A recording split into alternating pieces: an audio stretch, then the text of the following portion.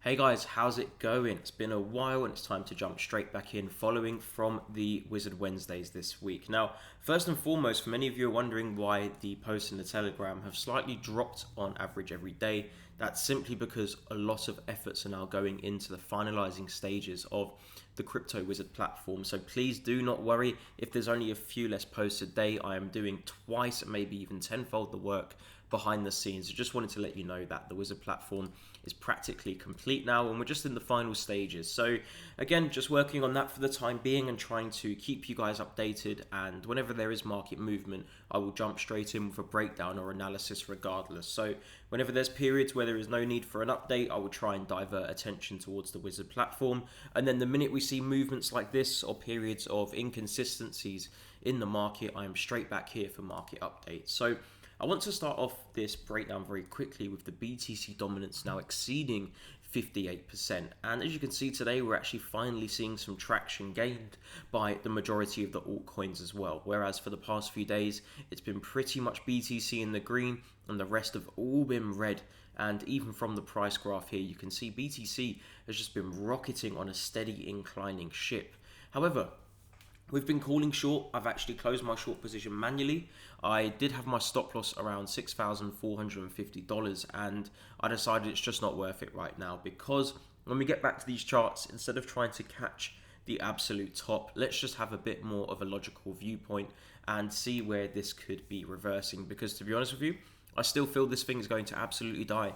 And when we kind of finish this video off, I'm hoping you can see a very similar insight to this as well. So going to Bitcoin first, I noticed this today. I had a little look at Bitcoin. 4% gain, BTC dominance is rising, but yet somehow the altcoins are not really following. So having a look at this Fibonacci setup we have in play here, we have the A, the B, the C. We tapped this level beautifully. We caught the long from this level, if you do remember. We tapped this level and then we've been calling and the 29 cents now for a very long time. It's been, how many days has it been now? Let's go to the weekly. It's been almost 2 weeks since we've actually called this level and we're finally breaking through now.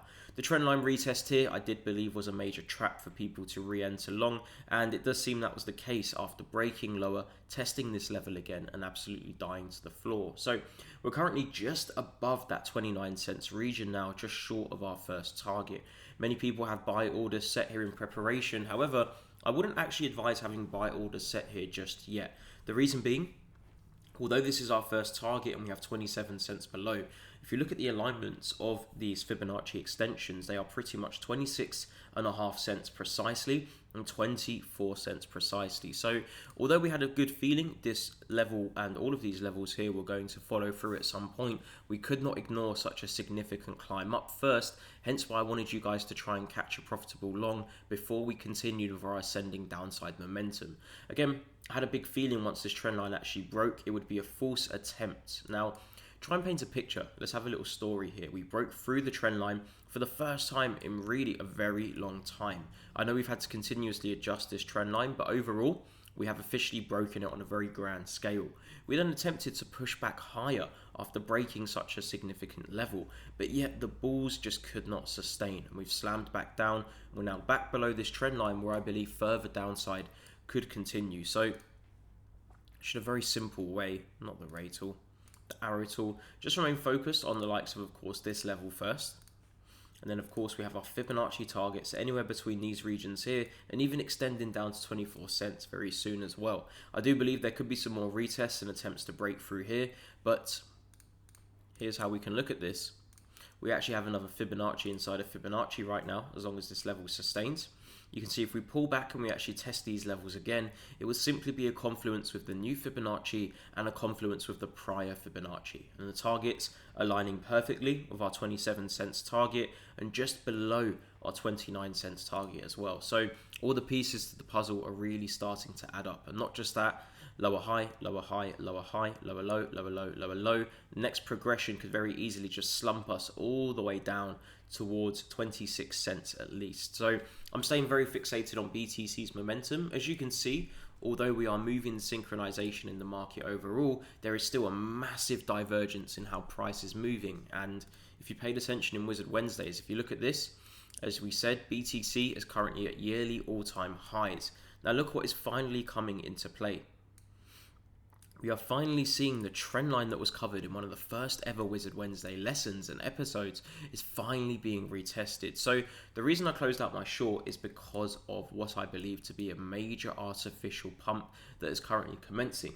And although many people do believe and expect BTC to continue rocketing, I do believe we're going to be in for a very big surprise very soon. So instead of trying to catch the tops and bottoms and trying to consistently lose on a consistent basis, it's more professional and more secure to sit tight and let the market present a much better opportunity, because focusing on the likes of around 6,500 to this level here where the trend line retest can occur, I do believe this would be the very sharp decline we're talking about. And even then, although I was projecting $5,300 to $5,200, and of course the first target being $5,400, we have to look at how artificial this pump actually is and what this could really mean for the market. Because as I've stated, I did make this very clear, if we were going to potentially hit 6,000 first, pull back on a nice sustainable short, and then test this level, and then if we sustain and hold this level, as you've seen even in the prior lesson, we would very likely begin rolling over to the downside. So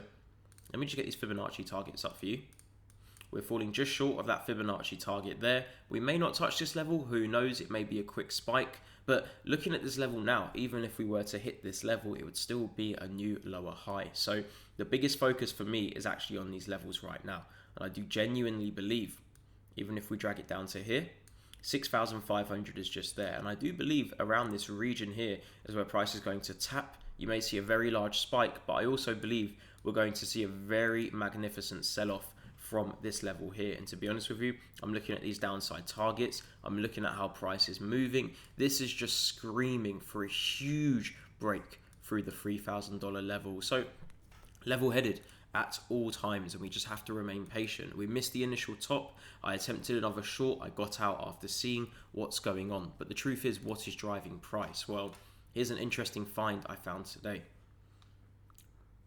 Let's go to markets. Let's have a look. So besides BitMEX, which has the most volume, have a look and notice that every single pairing with the current highest volume is pretty much USDT. All the way down to here, it's just USDT everywhere, mostly Asian exchanges as well. Now, we've already seen what's been happening on Twitter. Again, a little tweet that I mentioned yesterday could confluence nicely with a short-term push on Ether, with BTC's climb to 174 to 177. We then fulfilled that movement yesterday, and then I said watch out for any spikes slightly through the $174 region in the meantime. And look, Lord behold, we reversed off that zone there, pulled back, tapped this level exactly again. So just remaining cautious of this 78.6 Fibonacci, which would correlate perfectly with that little incline higher on BTC. So it's a great region to really pay attention to, and for all we know, it may not even break higher, it may just reverse from here. I am being cautious, we're continuously seeing this right now, but this market is looking interesting. So what we may do, and what I may do at the end of this video, is maybe add another short, but for now I want to really wait and see if we can just tap that level. But I do believe this is now the fulfillment for everything I've been stating for a very long time, and I do believe if this level does hold, guys, again, look at the 61.8 fib, we actually rose perfectly to that level and then closed, and showing us that actually this is a very valid Fibonacci setup. We've now broken higher, which means the next target is in play around here. Once this level gets tapped, I'm just being serious here. Let's see if we can find another good example of how this has worked out before. Tapped, same as it could tap there, and it absolutely died all the way back down to the bottom. So even if this drops down to the 3,000s, I think people will be very surprised to see what this market is capable of. And it's just so hard to remain logical, I know that, but I'm trying to be a voice of reasoning here that it's still possible to fall, and we have to ignore these huge bullish candles and looking at them as a potential bull run, because for all we know, and you look at the overall picture, as I keep on trying to insist people to focus on, this could very easily just snap all the way back down. It's very hard to see, I know that, but just look at it this way. The lower lows, the lower highs, the progressive descending channel. Realistically, we are in just a massive channel. Let's duplicate this. In theory, we've broken out there, add that there. Well, I mean, from the high to the low, bang, bang, bang. For all we know, this could just slam all the way down to $500. We really do not know. However, for now, I will remain focused on these levels here. But I do believe the altcoins dropping for example XRP, is just a very significant and clear sign that we may be seeing more of this to come. So again, focus on these levels. You may see a short-term drive upon this move back up to around 32 cents.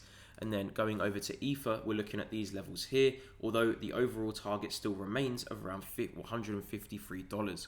LTC as well, broken below, making lower lows and lower highs. We've now snapped back below $80 over here, and I do believe if this trend line breaks, this is snapping us straight down to the next trend line. I've been covering this for a very long time, and unfortunately in this market, when you cover long-term projections like this, false moves like this in between can sometimes cloud your judgment and make you believe they will not unfold. The same thing happened when I called the $6,000 break. There was many attempts, but boy did we get there in the end. So looking at this now and piecing these puzzles all together, this just looks like a moment that could truly destroy the price all the way down. So just remain cautious. Stop hunts will likely be phenomenal around this region, but I do believe it will provide a magnificent entry should we see that little breach higher to around 6.4 to 6.5 on Bitstamp in particular.